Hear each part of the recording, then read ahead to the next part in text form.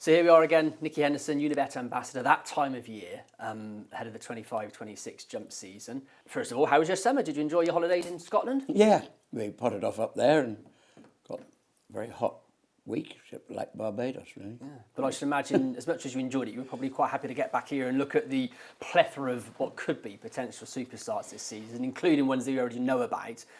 Let's get stuck straight in, we might as well. Jonbon, we've seen him this morning. He looks $1 million, as they all do. What's the plan for him going forward for the new campaign? I think, well, we have decided that we're going to stick to the tried and tested route. So he's done it for the last 2 years anyway, which is starting in the Schlur, and then which brings him nicely into the Tingle Creek. It's worked both times. He's been good at Cheltenham, and then Sandown, which he loves even more. So that's the starting point. You know, one's got to keep options open. We toyed with going straight up in trip. He has won over 2.5 at Aintree twice. He'll get 2.5, we know that. But I mean, he's a very, very good horse at 2. And so that's what we're going to do to start with. And all's, you know, he's in great form.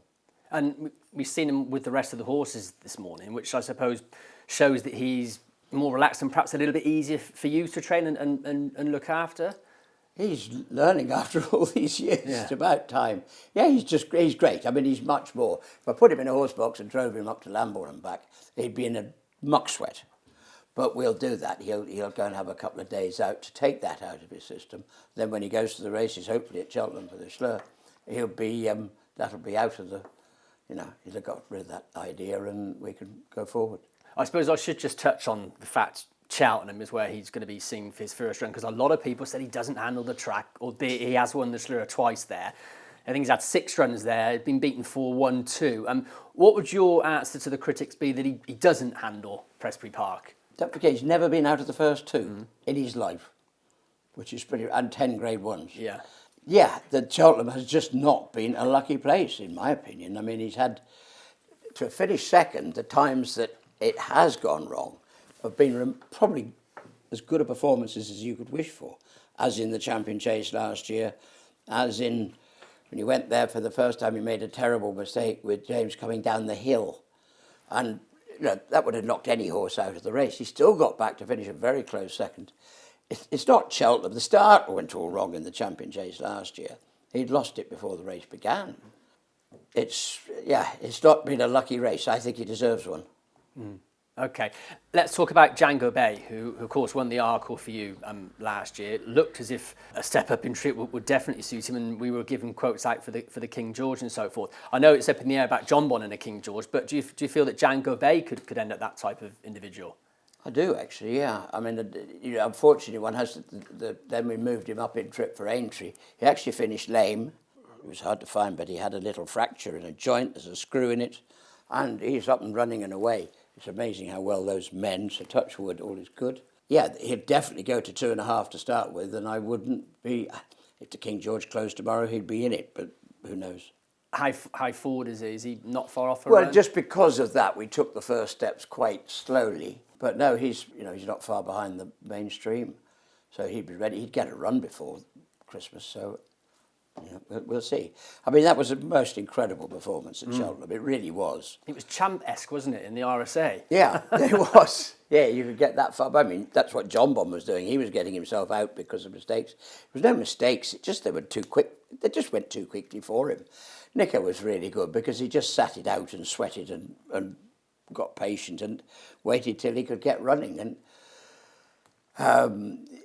the problem had been is where to go with him. I'd say the problem is that the 2.5 mile chase came out and was replaced by a 2.5 mile novice handicap, with which I totally agree, to be honest with you. I don't think the 2.5 mile novice had a place between a 2 and a 3.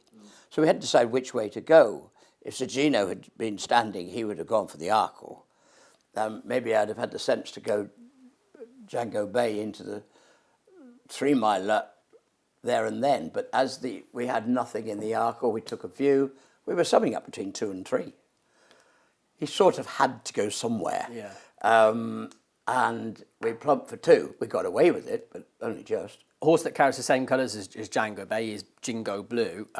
He's 4 from 7 for you. He's a dual winner over fences, but we haven't seen him since and seat in the Reynolds Down. What's the likely sort of campaign for him? Well, I think our hope is that we might have just got over an issue, which was really that when he won the Grade 2, wasn't it, at Windsor, that was great, but he didn't jump particularly well. I thought the ground was sort of, it was soft there, it's entitled to be soft. He won well there. We went to the Reynoldsdown, hopefully to take us into Cheltenham over 3. And he fell going down the hill, but his jumping was just not what it should have been, and that fall didn't really help. So he has had I'd say minor, but it's always significant back surgery. And I'm hoping that's going to alleviate, that's going to free him up completely. It might well do. We haven't started schooling yet, but he's a proper good horse. And if we could just sharpen his jumping up, then he still could be a very good horse. Well, let's continue with the novice chasers, and the most high profile of those was, of course, Sir Gino, who won the fight in 5th, and then you took him to Kempton for the Wayward Lad, which he was so impressive in at Kempton over Christmas. Now, of course, it's been well publicised that we haven't seen him since then. I suppose the first question is, how is he now? We're good, touch wood, all's going well. I mean, it was the most bizarre complication. It was not an injury, it was an illness, if you like. He had this infection that came from within rather than from without. There was no wound or anything, but this horrible thing was eating into his near hind leg suspensory ligament, which has suffered hopefully a small amount of damage. You can still see it on a scan. But he's cantering, he's moving up week by week. We're scanning month by month just to check. All is going well. I mean, he is in all his races, he's been nothing but super. He's something else, and he can jump, and we knew that. And we were swapping him around vis-a-vis the champion hurdle only because we had Constitution Hill, but Joe had State Man. So it was obvious from every corner to use up his 4-year-old career. Unfortunately, what it has done, he's finished up with only one run as a novice. He's not a novice anymore. The graduations will be useful. Wish there were more of them, but there you go. They hate them, really, because you only have got 3 runners. If he comes up in a graduation chase, can't see them queuing up to have a field of 15. There you go. I mean, but anyway, we're a way away. I would think it'll be Christmas before he comes out. If he's sound and good, then no reason why he shouldn't be as good as he was. Not as if he's had a massive leg injury or fracture or anything like that. It's obviously quite a rare occurrence, or have you seen it before? It is. I've had a lot of people ring me up and say, I had a horse that did it. He was in hospital for 6 weeks, which is a long time. And to his testament, how well he looked when he came out. He must be a tough horse too.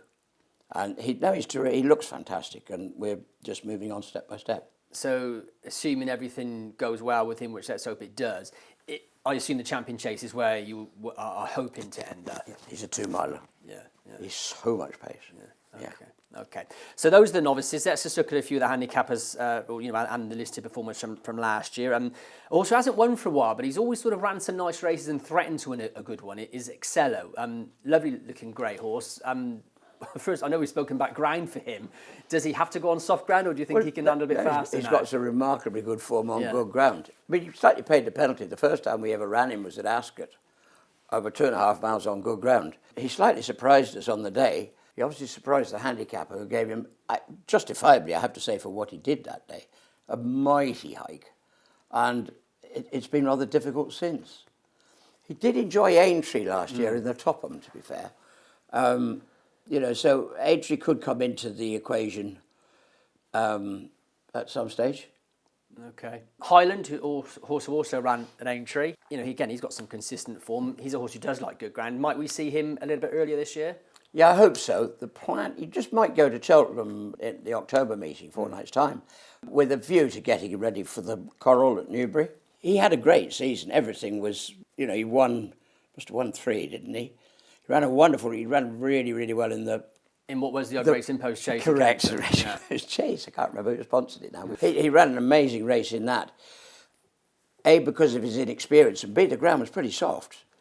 And the idea with that was to keep him out of Cheltenham and then bring him into Liverpool. He was fully entitled to go to Aintree. It was probably a year too soon. I'm sure it was. But there you go. It was an executive decision. There's a great team who own 10, 12, whatever it is. And we decided we'd give it a go. And he'd have learnt a lot from it, I'm sure. And I mean, this time last year, I think he was winning off sort of the mid-130s. He got himself up to a mark of 147. Did it surprise you how much improvement he showed throughout the season? Probably not, because the one thing he'd done from day one, and it was probably from day one, it was the only thing he did do well, was jump. And he didn't show us an awful lot. But his jumping was always unbelievable. So the switch from hurdles to fences was always going to be the big moment, and it was. And he took to it just brilliantly. He went round Cheltenham and everywhere, like he'd been doing it all his life. Barlow is a horse that you could almost sort of put him into a similar category to Highland in the fact he likes good ground. He was impressive at Ascot at the start of the campaign. Perhaps not so good in between, but he came out and ended his season really well, didn't he? He is a genuine top-of-the-ground horse. I mean, I say unfortunately, one has to be careful how quick you get with him. But he had 2 or 3 runs in the middle of the winter, and absolutely hopeless. But there you go. It's what happens. We'd have learned our lesson. He's been performing in the summer. He's doing well. He's obviously crept up the handicap a fair bit. But he'll go home to Jane McGibb's Dash Grange for the winter months. So we'll just crack on while the ground is still good. Okay. One more horse we've got to mention before we conclude our little chasers division. Just walking around the yard and one of your members of staff, Lewis, said, Brett, you must mention Mr. Coffey. I said, is he still here? He said, yes, he's 25 years old, but he's still going strong. Yeah, says Lewis. So where are we going to see He's not Mr. 25. Coffey? Mr. Coffey, bless him. I mean, everybody loves him. See, everybody says, well, why can't you just find him a race he can win? Well, you can't, of 142, he could barely run in a novice handicap because they're all 0 to 140s. So he's virtually got to come into a graded novice chase to be able to compete. There are beginners chases, I agree, but he's 10, and you're going to take on, I hope some rather fancy horses that we've even got that are going to come into those races they might be a bit sprightly for him. His greatest run of his life was in the Grand National, and I think it took him a year to get over that. He ran himself to bits, and it was very exciting. But the next season was blank. We nearly retired him, and he came back to do the cross countries, and he loved it. He really did love it. He was 2nd twice and 5th in the festival one, so we might go back there. I don't know, why not just run him in a good handicap chase now? I mean, he could even go back to Aintree because his jumping is his strongest suit, probably. And Nicky, a new recruit to you for the handicap chasers is Ginny's Destiny for Gordon and Sue Hall. How's he settled in? Very good. I mean, he's a lovely big horse. He's got size and scope and everything you'd want as a chaser. Yeah, he was a very high-class horse, but I've got to say particularly the year before last. And, consequently he earned himself a pretty high rating. You have to say he ran some very respectable races last year, and I thought, to me, one of his best, if not his best run, was in the Topham, which suggests he might like Aintree.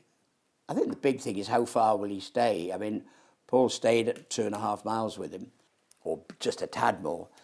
So we'll just see. At the moment, it's hard to sort of put a target in front of him only because of the ground. Once we know we can go forwards, he wouldn't take a huge amount to get ready.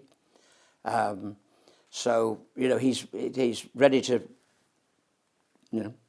bring to the boil. Midland Park, Nick, you're always strong supporters of your yard. Got a nice string, it looks, actually, they've got with you this year. Jukebox Fury and Fierce Warrior. What's the plan for those two? Well, I think they're in the same boat because they both go novice chasing. Jukebox Fury, he won his last 2 starts over hurdles. He was just a very, very big unit by Jukebox Jury, and he was big. And it took him a long time, but eventually he got it together and won his last 2. And Fierce Warrior by Go to War, something like that. Yeah, he is. And he won a very valuable race up at Musselburgh in the spring. And he was just progressing all the time. They could both finish up as staying novice chasers too, but you'd be very keen on both of them. Right, let's move on to the hurdlers. The star of the show, Constitution Hill. Lots of chat about him. We all know what happened last year, Nicky, so let's look forward and concentrate on the future. The Unibet champion hurdler, I assume, is still the plan. No thoughts of going chasing. So how is he, and are we going to see him up at Newcastle? That is the plan. All going well. I think we're probably ahead of last year's schedule, which actually didn't get him to Newcastle. So that's why SIR GINO went there instead. But he came into the Christmas hurdle. Yeah. So that is the plan. We'll stick to it because it's a tried and tested route. He's got to run in those Grade 1s. We think he's really, really well. Yeah, we did a lot of exploration into what went wrong. I mean, he did have those 2 crashing falls. Short of psychiatrists, if you like, to tell him what was going on in his head. I was going to say, that must have had quite a mental impact. It did, I'm sure. But physically, he was lucky, we were lucky. We bone scanned him from head to foot, and there isn't one, what they call hotspot, to be seen. And that, for a horse of his age that's done his racing and had those falls, would be fairly unique, nearly. He's great. Everybody's taken him to bits. I've had a large amount of advice on what to do and what not to do. Thank you, everybody. But I can't listen to them all because they're even contradictory sometimes. He's just in good form. He's moving brilliantly. We have had he's been in the indoor school. Nico said he just felt fantastic. So on we go. Just going back to your thoughts on punches down, do you feel it was just more of a mental point of view? That was my fault, not his. He had enough sense to say, Daddy, no. And we've seen how you've brought the likes of Sprinter Sacre back to life almost. Can't say how confident are you going to be able to do that with him because no one can be confident, but is there anything you will do different with him from a mental and physical training point of view, or is it just carry on as you were last year? Yeah, well, we did start in the indoor school last week, which is probably something one would have never have dreamt doing because we always believed he was the best jumper we've ever seen of a hurdle. He's so fast and low. I think the low bit is probably his danger point in that, especially with the new padded hurdles, I know Nico, for him, is not a great fan of them, but we've got to get that out of everybody's mind a little bit because there's nothing, that's what they are. And that's what we're going to jump this year. It's what he was jumping last year. He does get very over exuberant at things. He can stand off a million miles away. And that is his own undoing, I fear. But they're a little bit unforgiving because he is so, his trajectory is low.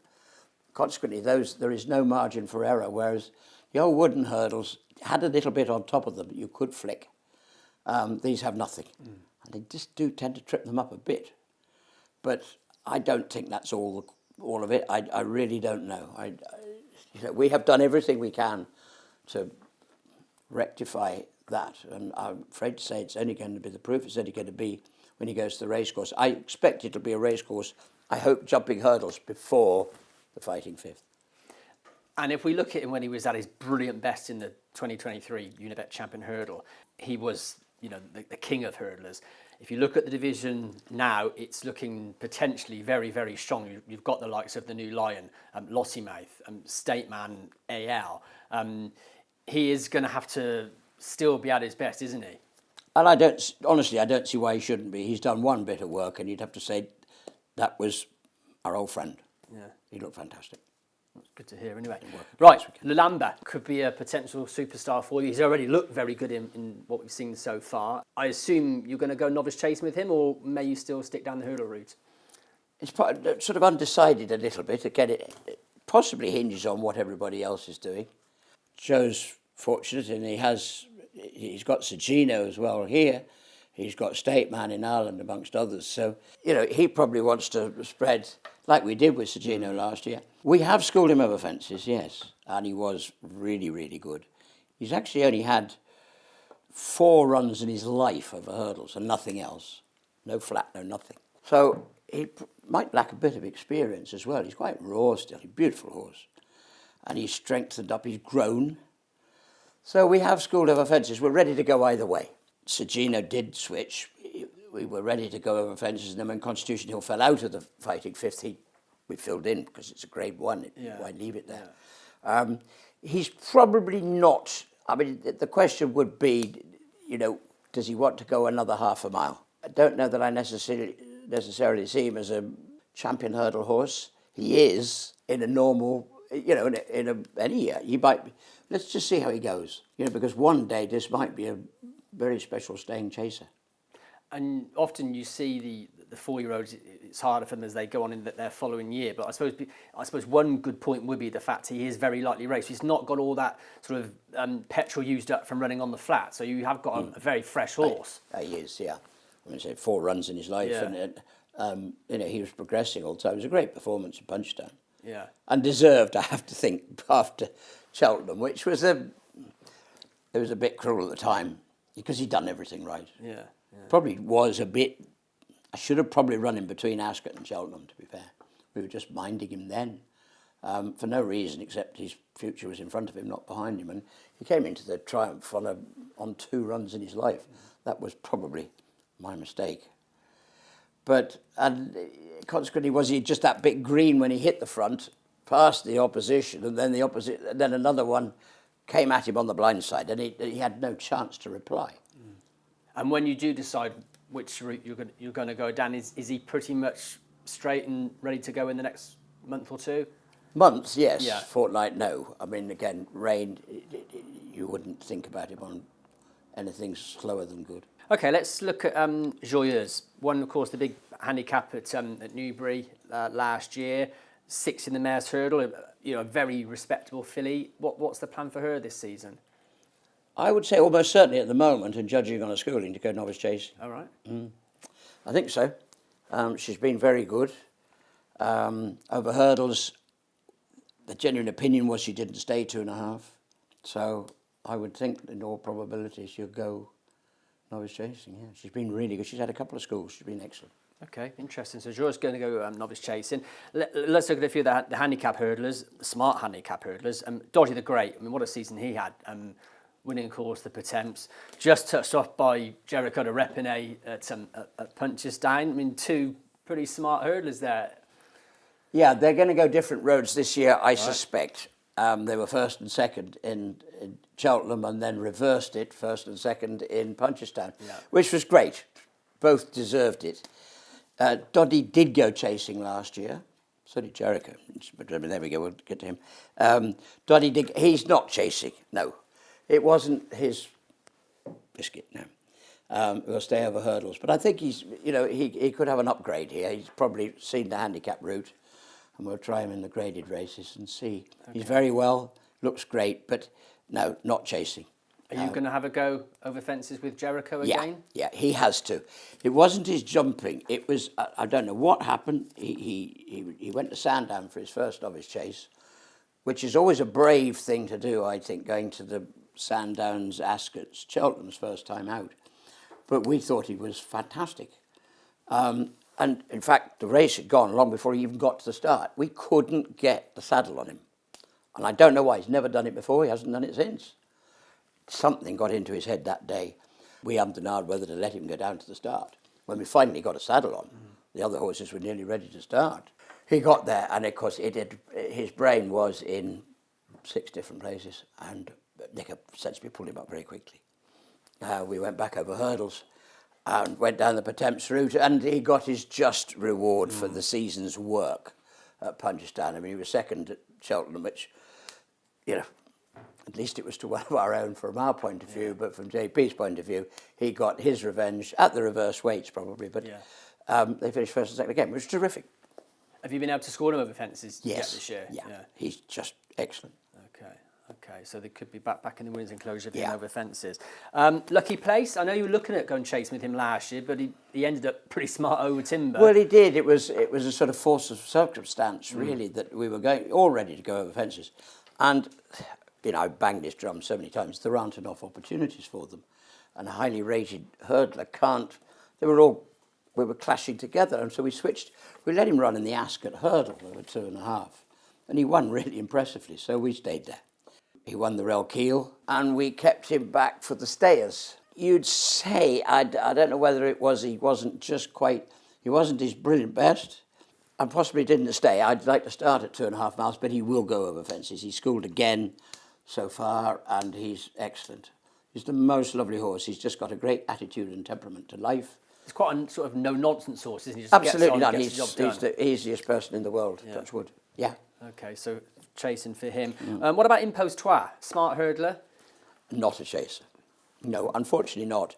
He didn't really enjoy it last year. I mean, we got away with it. and he won round Kempton. But his hurdle form to the back end was sort of very, very good. And I think he's ready for those are all over 2.5. He did all 3 festivals, Cheltenham, Aintree, Punchestown. Yeah. And he ran cracking races in all of them. Yeah. Second in the Coral, third at Aintree, flying home over 2.5. Yeah. Punchestown, the same thing. He needs to go up to 3 miles over hurdles. He just might be very, very good.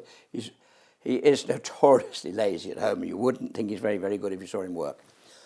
And he can jump well, but it's just it's not his cake now. Iberico Lord, who has had a couple of runs over fences, one at Kempton and then fell at Ascot, his form tailed off back over hurdles after that. Are you tempted to have another go over the big ones? Yeah, definitely. He is a chaser again. He's been doing plenty of loose schooling actually this autumn, and that's been very good. So he's ready to start back over fences here and hopefully on the racecourse. That's definitely the plan. And what do you think his sort of best trip might end up being? Well, he was very useful at 2 miles, wasn't Yeah. he? He won a Betfair hurdle, and Unfortunately, you've lost your novice with him as well, though. Just the yes, one run. I do know. But again, graduations, Yeah. he'd get 2.5, I'm sure. Yeah. Yeah. Okay. We've seen Aston Martini this morning. She's built like she'll jump fences. She was impressive at Compiègne in May. Over hurdles, obviously, in a listed race. Might you go chasing with her?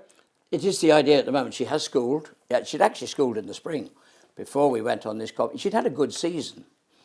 I've got to say, she's an extraordinary mare. She spends a lot of time in the steward's room, and they're incredibly kind to her. We lost a £40,000 race at Lingfield. We got disqualified and got it back on appeal. And then she was second, did a good race at Bangor, a very valuable race at Bangor. And the winner was then disqualified on a forbidden substance, and she got that. Then she won a £40,000 race at Kempton, and actually she was doing great. And the one thing we wanted was some black type. There wasn't any left in England. And consequently, we went to France for quite a smart, very valuable race. We thought we might nick a bit of black type in the placings, to be honest with you. Il est Français turned up. We were down to second and third, basically. And she was very impressive. She really was. Good ground. And I've got to say, she was Felix de Giles, our old friend who began his career here, rode her that day, and he's just had the most horrendous fall. And we're all wishing him the very, very best, because he has got 2 broken legs, broken pelvis, broken arm. Poor boy, he's not old either. Everybody here just wishes him the best. We've been in touch with him, but this was last weekend. So we won't be going back to France, I wouldn't think, but that was a great day. And it was great to reunite with Felix again, but the plan is to go over fences. Okay. East India Express, what's the future hold for him? We have been schooling him over fences. He had a great season. He won at Ascot, Kempton, Cheltenham. He's a proper Saturday hurdler. Yeah. Now, I don't think he'll be a proper Saturday chaser, and possibly we stay over hurdles. I think you'll find it easier. And then he can go to the nice places for them. He just always had a horrible error in his vocabulary over hurdles. And translating that to chasing is probably a bit risky. Let's look at a few of last year's novice hurdlers, or horses we only saw once or twice. Califet en Vole, owned of course by Max McNeil, won the Sydney Banks. Then he stepped him into Group 1 company in the Sefton, where he finished 6th. That was over 3 miles. Do you see him as a stayer, Califet en Vole? I do. I don't think stamina was the issue at Aintree. He came into the straight that day absolutely cantering. And you had to think, blimey, this is smart. And unfortunately, he made a mistake and he came back pretty wounded. But luckily, it has, touch wood, turned out to be, let's see if no consequence, he's 100%. But we'll just keep an eye on it. But he was pretty lame afterwards. He'd obviously given it a nasty bang. Miraculously, it has turned out to be, again, touch wood, of hopefully no consequence. In which case, yeah, and he ought to go chasing. He's grown into a magnificent big horse. La Pinsonniere? Yeah, same thing. She finished up the season with 2 cracking good runs in the mares' final at Newbury and a listed race at Cheltenham. you know, she was quite. She'd had a few runs in France, but she was learning all the time. And Nico said straight away she wants good ground, which is funny for a French horse that's got form round Auteuil. But the better the ground, the better she got. She had a little issue with a tooth, anyway, but she's coming along. She's not going to be as early as I would have liked, and I hope we're going to get in before the ground goes. But she's a good mare. She's a lovely mare. Talking of ground, Holloway Queen was very impressive on soft ground at Haydock in the listed race. Then she ran in the Sefton against Califet on Vole where she was pulled up. What's the sort of thoughts on her? Oh, she's good. I mean, she proved it, and she went on to Haydock, didn't she, and won there. Grade 2, was it, I think, mare's race. Then, as you say, it fell apart a little bit. She schooled over fences. She's excellent. So she's been novice chasing. Okay, so lots of novice chases this year. That's nice. 2 wins for you. Off you go. She's actually in the same boat as, you know, I thought they were both going to be brilliant novice hurdlers. They started that way, didn't finish it. But there you go. It was their first season. I don't know. It happens. You know, fresh from Ireland, they start great, but they don't always finish it off. And hopefully they come back, and they're both going novice chasing. They're 2 very good mares. So I think we could be having a lot of fun in the mares novice chase department. Joyeuse in there as well. It could be entertaining, yeah. And we should mention Khrisma as well, who also carries the colours of JP. She'll be over hurdles, though. She still didn't win. She was very, very electric at the early part of the year. She didn't come out until that Windsor meeting, and we had to be at pains to settle her. And actually, she took no settling at all, which was nice. And then she went on to Punchestown, which was actually in our new season. So we didn't mind her winning then. And she ran an excellent race. I got to say, going to the last, I thought she was going to bottle in. But she was second. It was a good performance. Yeah. She's all set. Mares novice hurdles. She's in good form.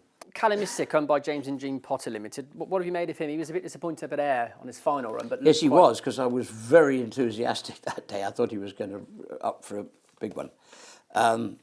Bit like Califet on Vole, but same sire, Califet, not surprisingly. Big, brown, scopy horse, should definitely go novice chasing, yeah. We've sort of learnt a lot about the horses we've seen before, but as is the case every year, lots of new horses in the stable, ex-bumper horses, ex-pointer-pointers.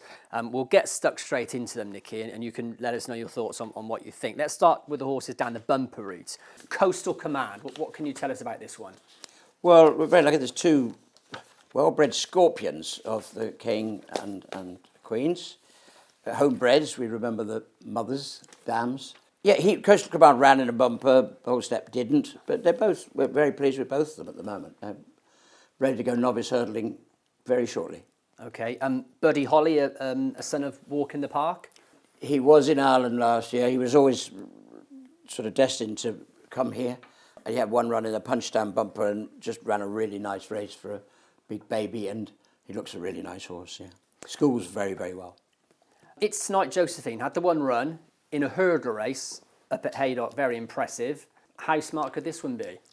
Hard to tell. She did come back with a bit of a blemish that caused us to stop, but the interesting bit, that was one of the juvenile National Hunt 3-year-old hurdles, for which she doesn't, for winning that, she actually comes back in as a novice this year without a penalty.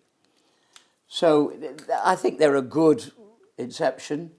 In that it's an encouraging thing for people to get going with 3-year-olds, eliminate the bumpers, but if they didn't win one, they can actually come back and run in a bumper. We have one, Laughing John, that didn't win, should have done. He can actually come back and run in a bumper. He was second and would have won at Chepstow when he had a little incident before the last. He can actually run in a bumper. There's no point, he jumps really well. But I think they've been a good thing. It's encouraged horses to get out there, and some of them, my goodness, they are very green. I mean, to go straight over hurdles. But there are a few wobbly races where they were... best thing to do is jump out the gate and know what you're doing and make all, because at least you keep out of trouble. And I think they'll be good, and they'll get better and better. Hermano, a filly by Walk in the Park, a half-sister to Doddiethegreat, of course, in the same colours of Kenny Alexander. How good could this one be? I think it's very nice. Unfortunately, she had a little problem run before Christmas, and therefore we didn't get her out as early as I would have liked. And she actually jumps very, very well. Was going down the National Hunt Juvenile Hurdle route herself, but we got behind time, and so she did come in and run in a bumper at the very end, and she won well. I wouldn't think it was the strongest race I've ever seen, but she did it well, and she's a nice finish. She's not the biggest. Doddie's got loads of size about him, but she's just sharp. I like her, yeah. What about Laguna Beach, a son of Brew Brazil, ran well in the Land Rover bumper at Punchestown? He did run well, actually. I mean, it was his first run. We had to go somewhere, so we went to Punchestown. Yeah, nice horse, jumps very well. And a couple of French recruits, Manlager for JP. Could this be the new I don't star know. attraction? She's had one run by Maxios. She had one run at Auteuil and was very impressive. Yeah, she's lovely. She will be ready. I mean, it's where to start. But unfortunately, when they've come out of winning at Auteuil, they do carry a Class 2 automatic. Every race is deemed to be a Class 2, which it probably was. But she gets the penalty there.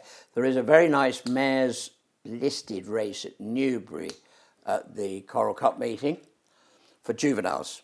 And I think I'm right in saying she only gets a £3 penalty, so I would think that's where we're aiming for.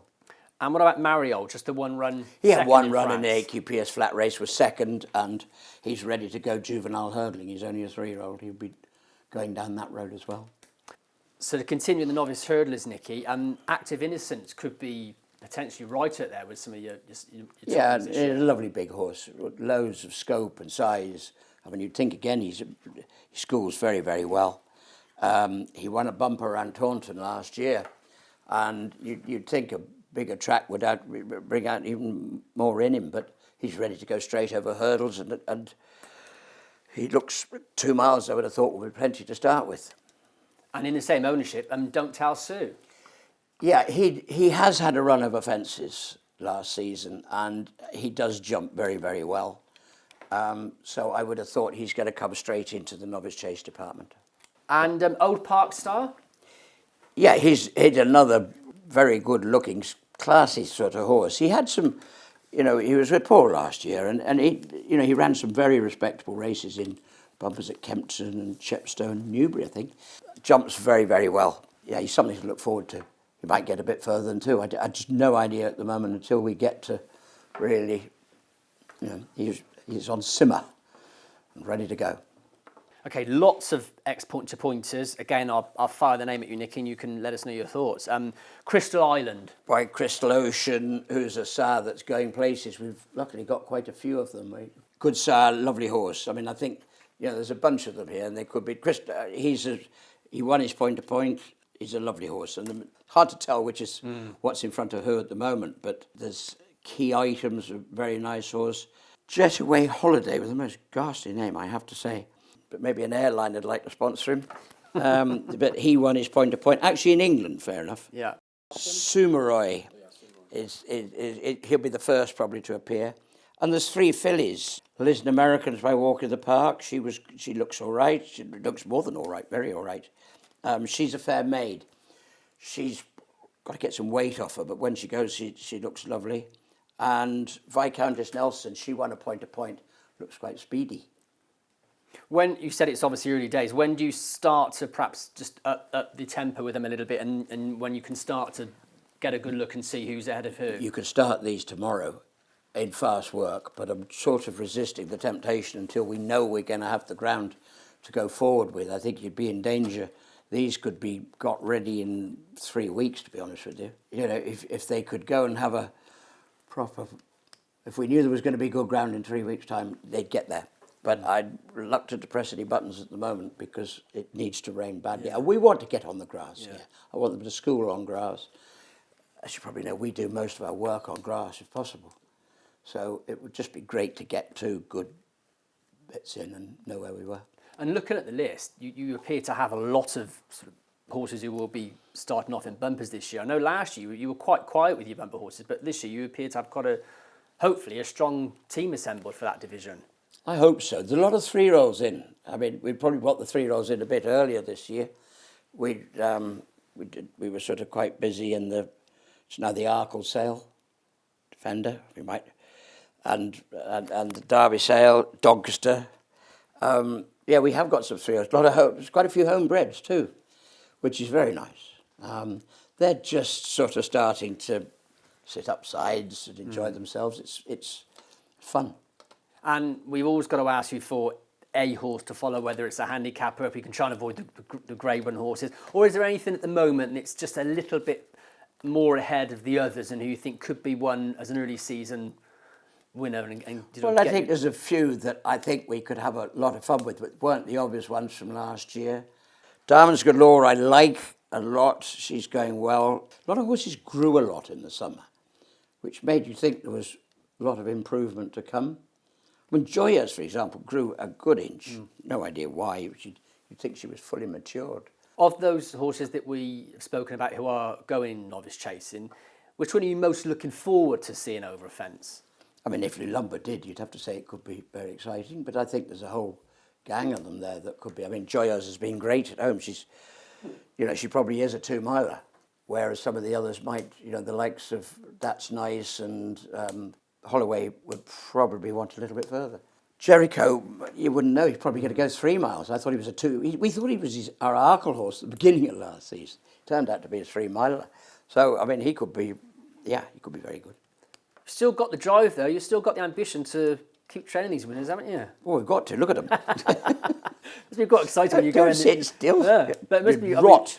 It must be great when you go and you see these horses, on the gallops, and you evergreen Nicky Henderson still, really. Well, it's nice. We were doing it this morning with those 3-year-olds we were talking about. I mean, we had a dozen of them upsides, just enjoying themselves on the bridle. It's fun. It really is. It's exciting. They're not going to be the finished article for another 4 years, so we've got to hang around, boys. Okay, Nicky, we need an unraced horse, something we've never seen before on a racetrack. Can you name one for us? It's difficult. There are 4-year-olds. The 3, as we mentioned, I think there are a lot of new sort of unraced 3-year-olds.